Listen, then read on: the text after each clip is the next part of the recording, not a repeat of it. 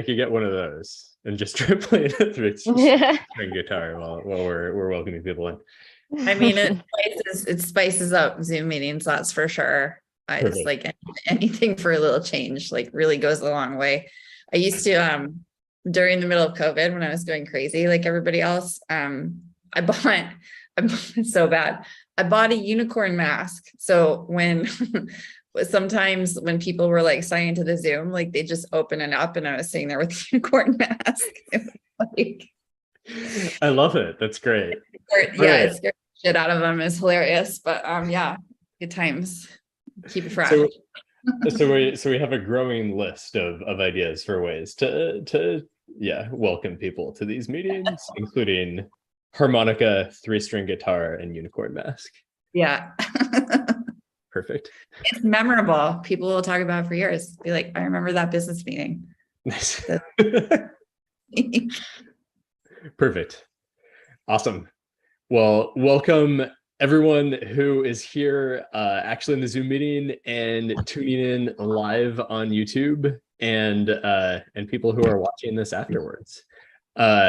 I'm speaking across times. That's really exciting. So we'll hire a DJ like Caitlin's suggesting in chat next time we do one of these meetings, or start playing some music to welcome people in, or get some unicorn masks or other things. But welcome everyone to the September 2022 Filecoin Green Meetup. We're gonna talk about a whole lot of really neat things that are going on. Some of that's going to have to do with updates for Filecoin Green itself. But first, we're going to hear from Erin and Shalia about Refi for Community Prosperity in Kenya. If you want to take it away, go for it. Yeah, thank you for having us, and nice to meet all of you around the world. My name is Erin Grover, and I'm a program director for Regen Foundation. I've been in crypto and blockchain for 5-6 years now. Started out in crypto assets and crypto funds. I got bored with just helping people to make money and got interested in supply chain on blockchain. And then that brought me to farmers on blockchain, in India in particular, and then to do research in Kenya, where I met my colleague here, Shaila, who's born in Kenya, knows her country very well. Now blockchain is mostly impact for me, and with Regen, working on just rights of nature, eco credits, using DAOs to empower communities in the global South, especially looking at things like carbon credits, and using blockchain to verify that they're real, while empowering agricultural communities through Refi. That's the nutshell, but there's so much more. Regen Foundation is definitely a tribe of ecofeminists and a very diverse group of people. Our executive director, Revati, is actually in India. She's from India, and apologies she couldn't join us tonight, but I'm sitting here in Dubai. We're definitely spanning the globe. But what I'm really, really, really excited about, and this is why we started to speak with Filecoin Green, is how to digitally activate the community savings groups in East Africa, starting in Kenya through blockchain, empowering local leaders through DAOs. And for those, there may be some people here who don't know about this concept of community savings groups and how they're nothing new in East Africa. And Shayla will talk about this more, but they are analog. It's analog staking pools. These people in East Africa, there are millions of these community savings groups there, that meet on a weekly basis. And pretty much, yeah, they've been doing DeFi before the term DeFi was created. So I am very passionate about seeing these groups integrate with blockchain, which I think there's a very strong possibility because of digital currency that already exists in a way in Africa, just starting with M-Pesa, for example, in Kenya. The whole country is pretty familiar with what it is to use money on a phone because of M-Pesa, pre-crypto, right? So what I would like to see, and this is what we've been talking to Filecoin Green about, is how to empower these agriculturally based communities to make this leap into the technology, but to do it with empowering local leaders that actually want it. And I have somewhat of an experience working in NGOs. I worked with the UN, USAID, Mercy Corps, and many others for most of my 20s. And, you know, it was always a question for me, like, well, we're showing up with all these resources, but do they really want it? And like, what do they really want? Like, you know, it's a whole process of integration. Like, we can't just show up and drop technology on people and expect them to use it. So, you know, how do we as blockchain leaders who want to create impact environmentally, socially, as a global community, like, how can we be better at this, right? There's an opportunity to be better at it. And I think blockchain is at this crossroads. There are a lot of companies showing up in Africa, for example, just one continent, and just kind of I've watched it from being in Africa for a little bit, doing some research, and just sitting here in Dubai.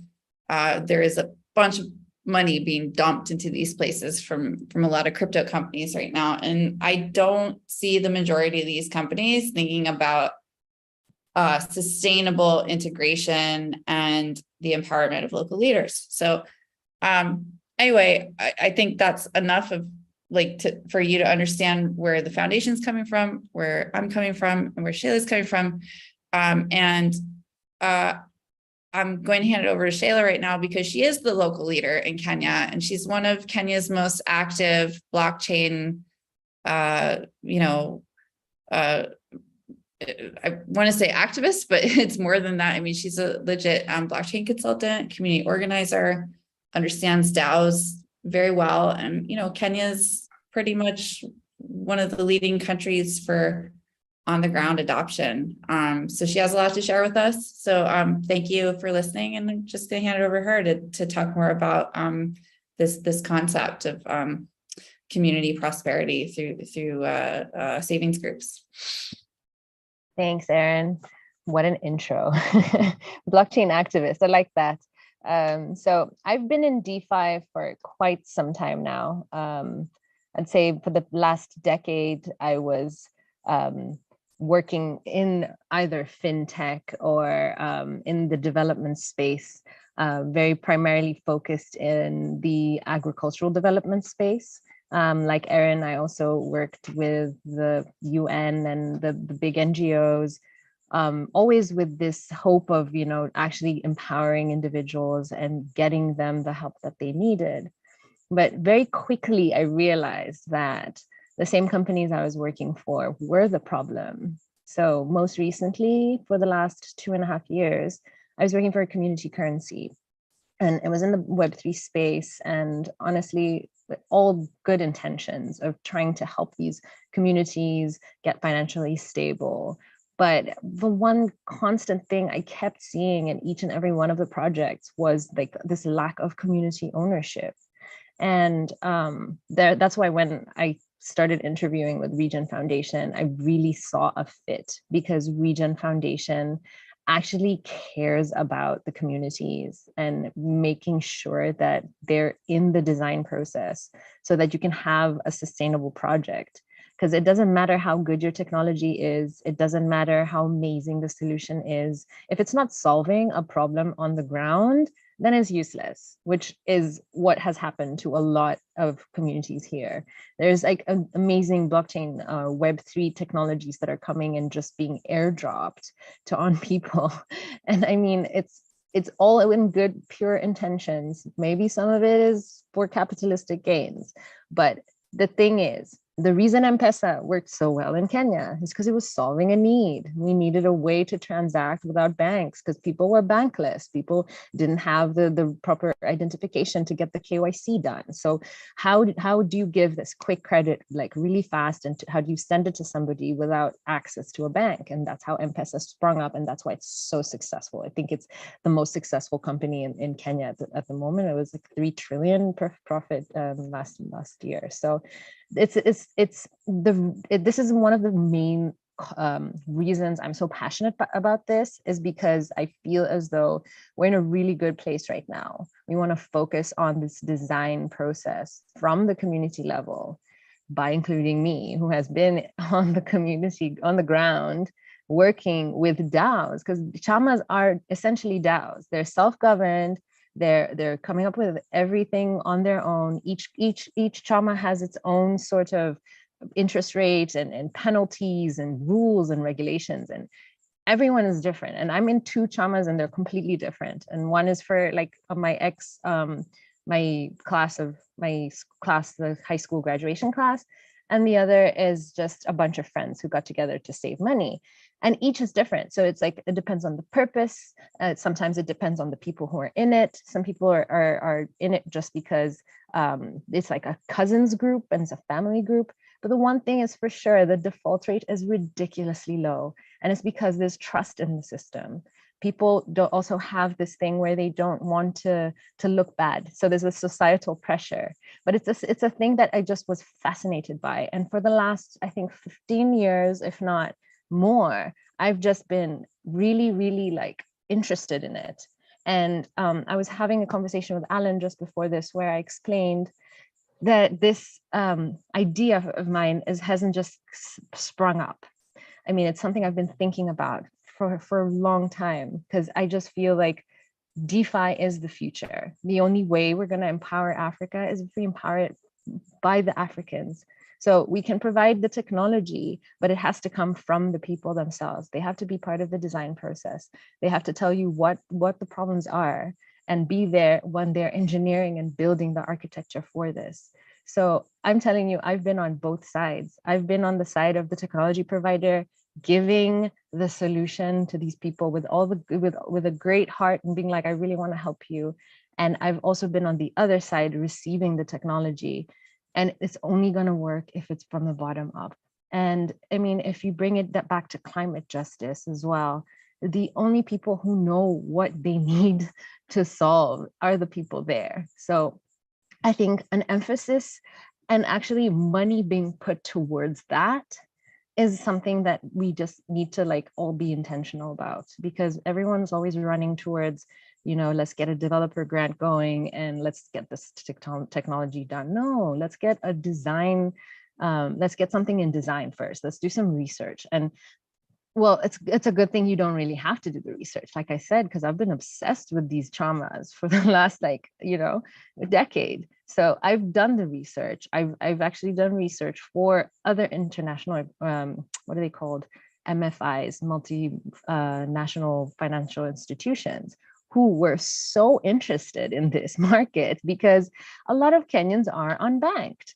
And that's because a loan in Kenya right now, if I wanted to get a house, I'd probably end up paying like 24 to 25%, which is ridiculous. I'd rather go to a chama and start saving and then be able to own my house that way. So it's just a solution to a problem that was already existing: inaccessible credit and expensive credit, right? So what was my point? Yeah, the MFIs were really interested in this market because there's a lot of money circulating there, and they want to tap into that market. And I'm not interested in working for a bank to solve this problem, because they will also want to tap into these chamas. They're actually creating solutions and packages that are catered to chamas, but they're just bringing them into their own money-making, capitalistic, crazy machine. And I'm saying, no, let's not do that. Let's empower them. Let's give them the opportunity to save their data, store their data, access their data, be able to use that as their KYC, and even like crowdfund from the entire continent. There's people like me who would very easily put my money to stake to a Chama who I know is working in regeneration, you know? So get some kind of way of verifying this, you know? People want to have a claim, want to have proof that their whatever they're donating or whatever they're investing in is actually happening. So how do we get these impact claims? How do we get it so that we have verifiable claims? And how do we get it so that they can own that? Because I'm a big believer in sovereignty as well, because they should own it, not some middleman who's owning it and making money off of them, but they should own it so that they could sell that then further, or they could use that to fundraise further. So I've talked about crowdsourcing and getting the Africans themselves to be the investors as well. So having some sort of channel. I was also talked about storage, which is where I think this Filecoin comes in as a fantastic partner. How do we get this transaction data on chain? How do we get it so that it's transparent and it's visible and it's usable and it's verifiable? Everything that they're doing is verifiable. Is it an NFT that we need to find a way of getting an impact claim with the NFTs so that we can see the trees that have been planted or the land that's been planted? So I also just want to let you know straight up, like I've done my research for 10 years, but this is an idea that we're still developing. We're still, technologies come and fail. There's so many of them. We're not the first people to think about digitizing the chamas, but how do you do it right? You do it by going to them, finding out what exactly they need and building together and ideating and designing it with them. So this is where I see the intersection coming together. And the fact that Regen Foundation is really, really excited about actually making sure that we're including them in the process, we're ensuring that there's diversity, and we're ensuring that the voice of nature, because that's exactly what it is. The voices of these women who are working in regeneration is the voice of nature, because they're the ones on the ground doing the work. So how do we make sure that we're actually empowering that and making sure that the money is going to the right places, to the right people, and actually working towards regeneration? And I think I talked too much, so I'm going to pause there. Thank you. Not at all. Erin, do you have anything else to add? No, I think we covered it. I don't know if anybody has any questions, but I guess this would be the time. I don't have anything to add. Yeah, no, awesome. I a lot of the points that you both hit on, right, I think resonate so strongly, right? Huge thumbs up for ecofeminism and building this through Web3 tools. One of my favorite books that I've talked about many times in different contexts is called Seen Like a State, that outlines exactly what you were talking about, Shayla, where someone with a theoretical solution, right, comes in and they don't really understand the facts on the ground, but they sort of pattern match based on what they think is going on the ground, and then something that they've seen work in some completely different context, and they swoop in and say, this is how we're doing everything, and they rearrange an entire social system and ecological system frequently, and it just doesn't work. So absolutely, I think the sort of work that you're talking about doing, really centering and starting with research and working with people on the ground, and the work that you've already been doing for quite a while, in order to understand how does this technological solution not just look good sort of from a 10,000 foot pattern matchy view, but actually solve real problems in practice for people on the ground, I think is really, really crucial. Could for a few people who tuned in sort of in the middle, could you just define really quick, what is a chama? I know you said that everyone works a little bit differently, but at its core, sort of what is it exactly? Yeah, so think about a small group of women in the village who can't get a loan because they don't have any kind of KYC, and our banks don't work like they don't just give you instant loans like they do in other places. So they need money just to buy goods to stock their shop.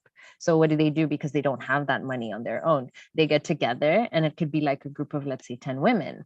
And each of the 10 women could have, let's say, 1,000 shillings, but then together they have 10,000. So they meet every week and give like a certain contribution, pool the money together, and then they have different instances. So there's one called table banking, where each and every person gives the contribution every single week, and then one person goes home with the entire amount. So that's like the most basic one from the village side. But then, like, for instance, my chama, me and my friends from high school all decided we need to save up money, and then in 10 years we're going to go on this big trip. So we've been doing that, and we've just all been saving money. But then along the years, people have gotten, I don't know, almost bankrupted, or have had issues with their car and needed to fix their car. So they're like, can I get into that pool? And then we all meet up and we decide, sure, but maybe you should only get it at like 20% because you've not been contributing as much. So each chama has its own set of rules. So you could use it as a savings mechanism. Some people use it as just for borrowing, but generally it's a DAO, and you all get a stake, and you choose, and usually it has rotating leadership, so that you don't have like this burnout of just one person being the one organizing. So it's always a rotating kind of system. And it's existed not just in Africa, but I think it's also in India, and it's also in Southeast Asia. It's always in places with inaccessibility or not affordable credit. That's really neat. And yeah, thank you for sort of walking through that, right? And like how that structure really does solve a need for people, and sort of arises right in ways where the governance process, right, is a little bit different for like different groups, but there's this like core concept, right, where you're like pooling money for financial stability across a larger group of people, and like negotiating sort of how these individual loans are going to work. Was there a particular moment when you like came across like DAOs and Refi and saw, wow, like this is, this mirrors like what we've already been doing? Like, what was that? Was it sort of a slow burn, or did you see this all of a sudden and like recognize that this is sort of a Web3 version of like exactly what you've already been doing? Like, what was that kind of realization like? Yeah, it was actually when I got into Grassroots Economics Foundation. That was the first time I actually heard about DAOs and was told about it. And I sat down and I was like, okay, so you choose whatever you want. You have a stake. You can, vote. You have all this. And I was like, okay, well, this is a chama, but like you guys just aren't putting in the money, let's say, together, And I actually thought that the chama was actually more complicated. I felt like a DAO was easier because you have technology. These folks are meeting in person, and if you don't meet in person, you can still send your contribution, but you send it with like a person who you have to meet with. So imagine these like villagers, and all of them have like a physical book that they're using as a ledger. So what happens when the book gets lost, right? Like, and then what happens if the person who has the book gets late or something like that? Then you all have to like wait. So I found that the DAO space was just this like really cool spin on it. And as soon as I heard about that, I was like, oh my God, chamas need technology. That's the way we're gonna like go up. That's how we're gonna level up. And that's how we're gonna get them the credit they need. Because guess what? Anyone in a chama, I will never hire someone in Kenya who's not in a chama. Because it already shows you financial literacy, because they know this is a hack. This is how we get money. So it's like, if you're not in a chama, why? What are you doing? Are you like a trust fund kid or something? Because where does your money come from, right? So I really like the fact that people in chamas are financially literate, and they're also like self-governing. They can abide to rules that are not, like, what's gonna happen if you default on your chama? Nothing. Yeah. I mean, you're gonna get cut out of the chama, but then there's no repercussions. So it's like, it's also about trust and faith. A person who's in a chama is probably more trustworthy as well. Yeah. And I just want to add to that, that as an American, we were not taught how to save as a culture. That's been our problem. And the chamas have been known to have a much higher payback rate. It's been very successful from the data that is available. And it's my hope that getting these chamas onto blockchain is going to really prove that in a blockchain way, and help these savings groups to onboard into more traditional financial products, or to become legitimate funds, and to have respect from the traditional world of finance, even though it's, coming from another place, from a decentralized place. I think there's this great emergence here that can actually happen. So anyway, that's my piece. So yeah, 100%. And it seems much more sort of mindful and intentional, like you're saying, than the sort of American model where individuals like make money and spend money, and that's kind of it. Right. And they invest money and like do other things in the economy, but it's like not built to be this like sort of more sophisticated like social structure in the way that you're describing. And I think Michael is also saying that in a bunch of other places, including in Korea, people have similar sorts of arrangements, right? So it's neat that this type of structure has like happened independently in many different places. Yeah. Michael, did you have a comment or a question, and do you want to unmute and ask it? I'm not sure if you can. Yeah, it's totally fine if not. I had one other question, which I think that if you are if you're very much sort of steeped in this space, the connection between chamas and microfinance and environmentalism is pretty clear, but I was wondering if you could sort of elaborate on it, and especially if someone's sort of coming into this and wondering about what that connection is, right? Could you talk about that a little bit? Yeah, for sure. Well, just being a passion of mine, right? Because you could have a chama with your friends and you're just using the money to buy drugs, right? So why are we trying to help these people? Because we believe that they need it the most. A lot of the chamas that I've worked with in the past that are in regeneration or in regenerative agriculture or anything in the regen space are the ones that are suffering the most, because they give the most without anything in return anytime soon, right? So if you're working in agriculture, in like regular agriculture, it's so much easier to use pesticides and fertilizers and to like have 20 or 20,000 cows in 1 acre. It's so much easier to do stuff that's non-regenerative. The ones who are doing it in the regenerative space are using more money, they're using more time, and it's like 10, 20 years before they can get any payback.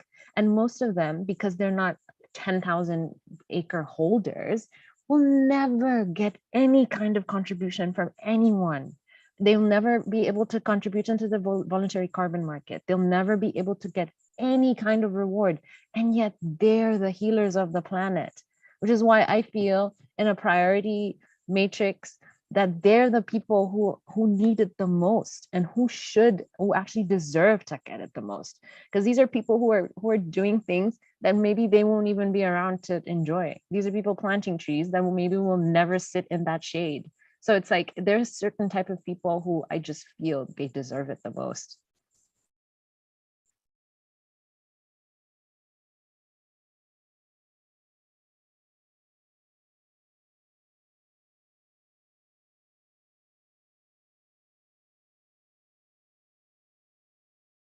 All right. I couldn't unmute for a second. Yeah, thank you.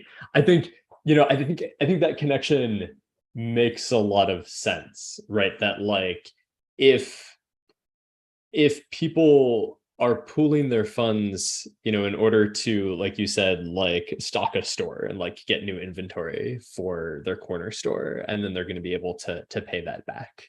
Like part of the promise of Refi is to unlock these other opportunities to be compensated for work that, like you're saying, wouldn't be well compensated otherwise. So like if you're doing regenerative farming, or if you're doing like biodynamic farming practices or something that really is much better for the planet, and like you're saying, like right now it's, maybe it's cheaper to use a ton of fertilizer and to, over farm your area, or have, a huge density of livestock in some area.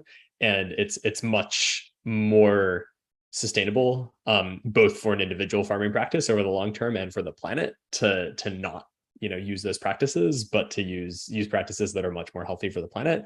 Like that totally makes sense, that like connecting refi to the type of banking that people are doing in chamas, like really does have this opportunity to unlock sort of planet healing processes across a bunch of different countries. So I think that makes a lot of sense and is really exciting. If people want to support this type of work, what do you hope people would do?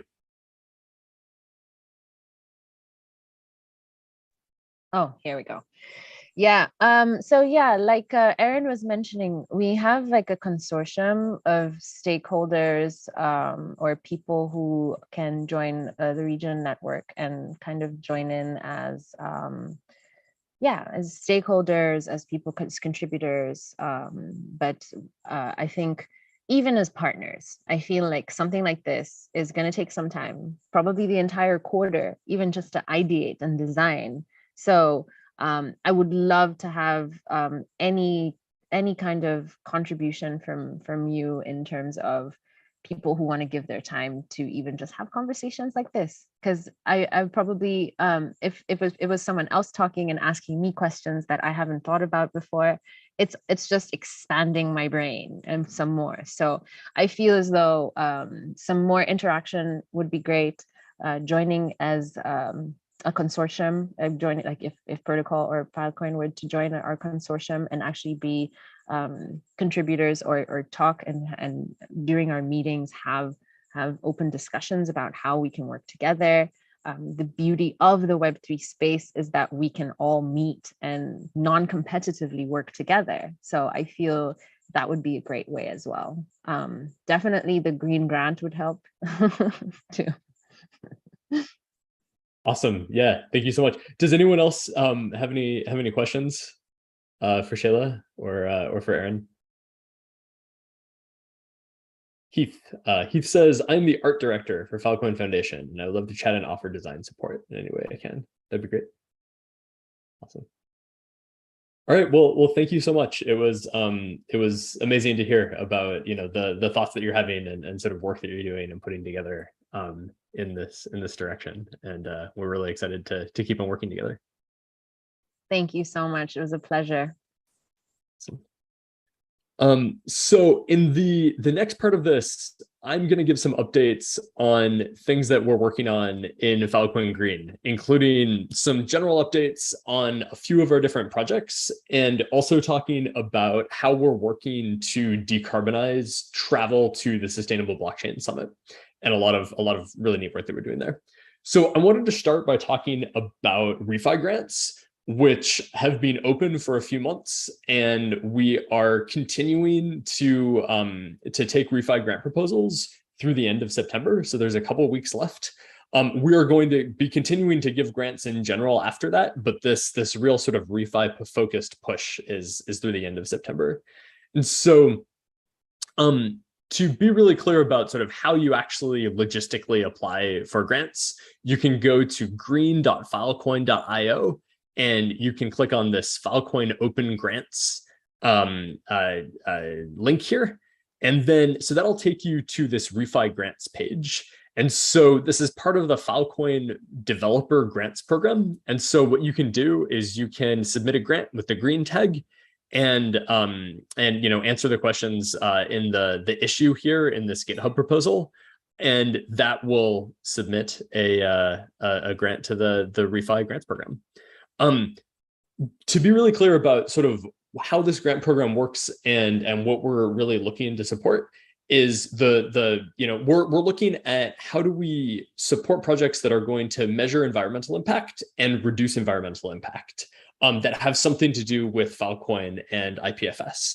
And so the level of grant support really tracks with the amount of work that you've done before applying to the grant and before starting this work, in order to in order to enact that idea that you have.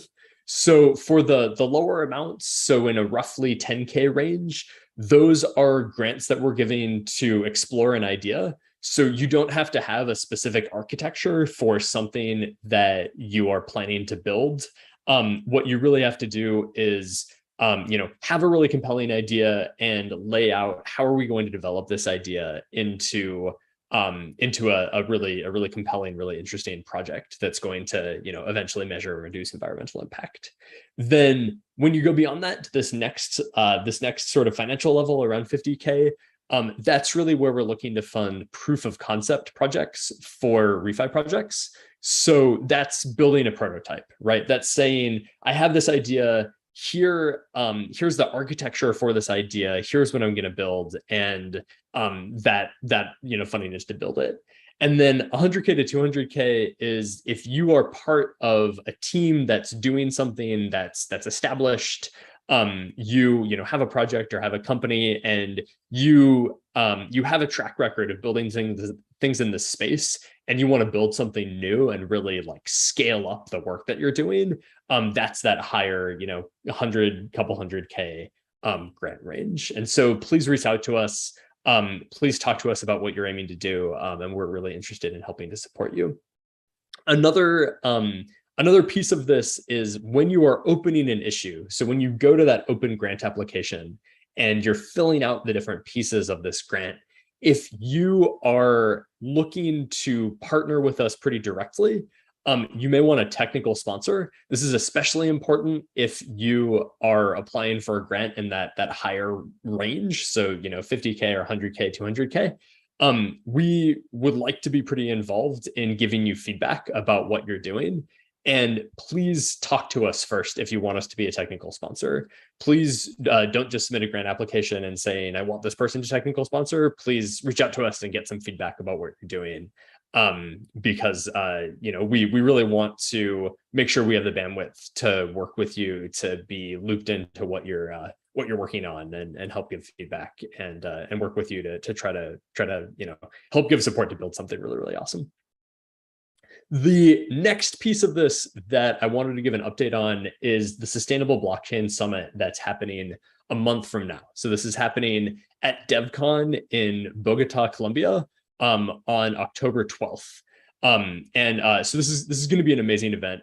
We have had a bunch of really incredible applications to speak at it. Speaker applications just closed, but you can absolutely still get tickets to go. Those tickets are, we're not charging for admission to the conference. It's a donation model. So donate what you can, and proceeds from those donations are going to go to the Kayapo, who are an indigenous group protecting a huge area of land in southern Brazil from deforestation. So they're really on the front lines, and they are protecting a big part of the Amazon. And that's what proceeds from this event are going to. So we're certainly not intending to make money off this event. That's where those donations are. I also wanted to announce here that we have a keynote speaker here who you may know about. His name is Dr. Delton Chen. He started a project called the Global Carbon Reward. And if you have heard about the Global Carbon Reward, it may be in connection with this book called The Ministry for the Future. The Ministry for the Future is a near-term science fiction book. People call it a sci-fi book, like a climate fiction book, that was released in 2020. And it really outlines how we can combat climate change by establishing what they call a global carbon coin, or what the Carbon Reward calls just a climate coin, or a CO2 coin, or a carbon reward. The idea here is to build new financial instruments that are going to reward the sort of refi projects that we've really been talking about. So can you find new ways to financially incentivize the sorts of agriculture and the sorts of practices that are really going to heal the planet rather than to degrade the planet? And so Delton Chen's going to be there. It's going to be a great opportunity to talk about the Global Carbon Reward. Here's sort of where his head's at. He's going to give a talk, and then I think we're going to have a fireside chat with him, me, and Alex Paris from the United Nations Framework Convention on Climate Change about how to really enact something like this, right? So if we're going to build this project that the Ministry for the Future outlines, right, in which we have this global effort to measure environmental impacts, measure carbon sequestration, and use this to fund refi on a massive global scale, what would that really look like, and what would that project be like? So please, come to the Sustainable Blockchain Summit if you're planning on going to DevCon, or if you're in Latin America. And please, tune in during or afterwards. I believe most of it's going to be live streamed if you won't be able to make it to Colombia. The next thing I wanted to talk about is this project called CO2.storage. So if you go to the Filecoin Green Tools repo, which is has been up here, it's been public for a while. It's in the protocol labs GitHub organization, so Filecoin Green -tools. You'll find there's this CO2.storage description, and so this talks a bit about what we're thinking here. So the problem that CO2.storage is trying to solve is that we have all of these different Web3 projects that are tokenizing carbon in all sorts of different ways. And we need Web3 native tools for understanding, if you have a carbon offset, what is in that carbon offset, right? What does that offset really correspond to? And that those tools shouldn't just be on-chain data, right? On-chain data is very expensive. Those tools shouldn't just be links to a legacy registry. Many of these, many Web3 projects are taking existing carbon offsets and existing registries and putting them on chain. That's great, but it's not just linking to the data that's already available in that registry. Just takes these sort of Web2 solutions and just entrenches them further. We'd really like better ways to deal with the data associated with carbon offsets. And so there's this question at below, how do I handle structured carbon offset data in a Web3 native way? And so CO2.storage is a project that we on the Filecoin Green team are building to do that. So this is free decentralized storage for environmental assets on IPFS and Filecoin. The idea here is that you are able to define a schema corresponding to the data with a carbon offset, right? So if you have a carbon offset that has certain properties, you're able to define a data schema that says, what are those properties? What data should every carbon offset of this type have? And then store that on Filecoin, make it available on IPFS. So CO2.storage handles that easily. Then it gives you a CID that you're able to do whatever you want with that CID. So the idea here is that you can then go to whatever your platform is of choice, tokenize an offset that has this data associated with it, and CO2.storage makes sure that data is available and make sure that you are able to really compare between carbon offsets, right? So if you have that data, and if that data is standardized according to these different schemas, you're able to take offset A, offset B, really compare between them and try to understand what the differences are, right, between these different offsets. And that actually brings us to the last thing I wanted to talk about, which is our model for decarbonizing the Sustainable Blockchain Summit. So what we have been working on over the past month or so is a model for decarbonizing first the Sustainable Blockchain Summit in Paris that we had in July. And so we had a really great in-person event. Here are some pictures from it that you may have already seen. And so what we are aiming to do is, and what we are in the process of doing, is laid out in this Filecoin Green tool proposal. Which one is it? 0007. So we're looking at offsetting the Sustainable Blockchain Summit here. So this describes the process that we're going through. And so what we did here, so I'm gonna lay some of this out. The problem that we're trying to solve is this problem, right? How should we make transparent environmental claims as a community? So a lot of people took trains or planes or all sorts of different types of transportation to the Sustainable Blockchain Summit that emit a lot of carbon. We want to take those carbon emissions and match them to some offset, right? But as has been in the popular media recently, not all offsets are created equal. And if we as a community are saying that we're decarbonizing our travel to the Sustainable Blockchain Summit, we need a process that is open and transparent and respects Web3 native values in order to describe what those offsets are and how we came to those claims, right? How did we decide to use a certain set of offsets in order to decarbonize our travel to the conference? And so what we did is we took data from a bunch of different sources. So one of them was the SBS attendee list. So many people who were at the conference filled this out and let us know how did they travel to SBS. We then also compared that to the list of actual attendees and came up with an estimate as to the total amount of carbon that it took in order to travel to the Sustainable Blockchain Summit. We then multiplied that emissions by a factor of 2 to give us a margin of safety and came up with about 500 tons is the estimate for travel to SBS with this extra margin of safety. That's tons of CO2 equivalent emitted for transportation. And so then what we did is we've been seeking input from different offset providers in order to bid in offsets to this system. So a bunch of these offset providers have said, here are carbon offsets that I am proposing your community could buy in order to match those to travel to SBS and decarbonize travel to the Sustainable Blockchain Summit. And so what we're doing now is we are soliciting later this week input from the community as to how those different offsets rank. And so the idea here is we're using this framework from the Integrity Council for the Voluntary Carbon Market. They've come up with different principles that we should evaluate when we're looking at a given carbon offset.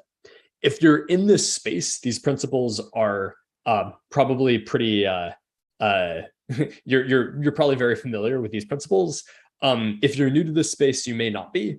These core carbon principles are principles like additionality. So what that means is this offset represents carbon that was either removed or avoided, which would not have been removed or avoided without the offset, right? Because if someone's already doing something that's removing carbon from the atmosphere, say, and you just pay them extra, that extra payment didn't cause more greenhouse gases to be removed from the atmosphere, right?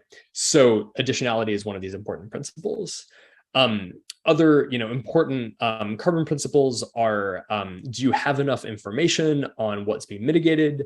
Are you ensuring that carbon offsets aren't double counted? So that comes back to those problems that we were talking about, having to do with making sure that we have enough information, right, as to what a carbon offset actually represents, and that we are preventing people from claiming the same carbon offset twice, right?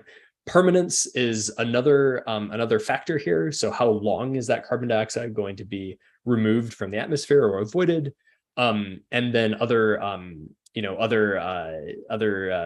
properties, including does this carbon offset have co-benefits? So does it support sustainable development in other ways other than just removing carbon dioxide? And are you transitioning towards net zero emissions, right? So some different types of carbon offsets might support this, this carbon neutral or carbon negative economy and a transition toward that world that we want to live in.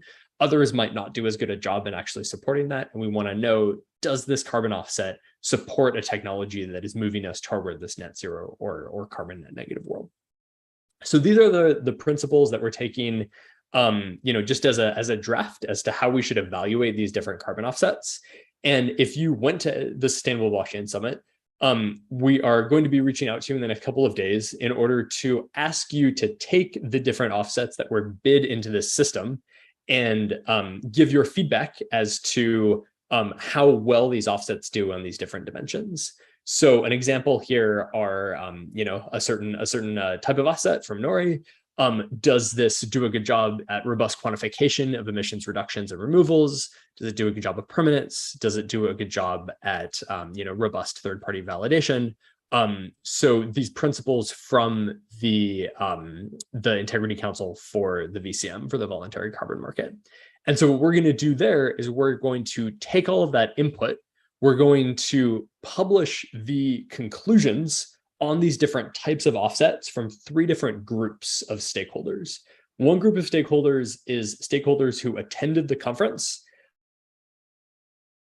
who presented at the conference, And another group of stakeholders are academic experts. So people either in a graduate program or who have a PhD or are a postdoc or a professor in a relevant field. So people who actually are really deep in carbon offsets and study this, what their evaluations are of these different carbon offsets. So we're going to publish the results on these different carbon offsets that were bid into the system. And then we are going to take a budget and allocate that to these different carbon offsets in order to maximize the score from these carbon offsets, right? And so the point of this is not that this is the way to make transparent environmental claims. The point of this decarbonization process is just that this is an experiment that we're doing to test out one way that a community can make really, really transparent claims, not just about what offsets it's buying, which is important, but how it actually came to the conclusion to buy those offsets, because those types of decisions are often made right now behind closed doors. And it's very hard to tell what the thought process was that went into making this environmental claim, how you got there, and why you chose to go with this direction rather than chose to go another direction. So that's what I have. Thank you so much for coming to this meetup. Does anyone have any questions about the things I've just been talking about? So about any of the updates on what Filecoin Green has been doing, either the Refi Grants or CO2.storage, how we're decarbonizing the Sustainable Blockchain Summit, or about the upcoming Sustainable Blockchain Summit in October, SBS LATAM.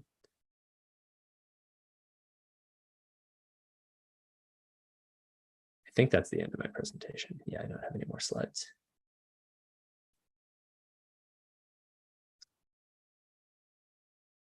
Looks like there aren't any questions. All right. Are the slides available? Let's see, I can make them available. Let's see, I can do that pretty quickly. Anyone with the link? Here you go.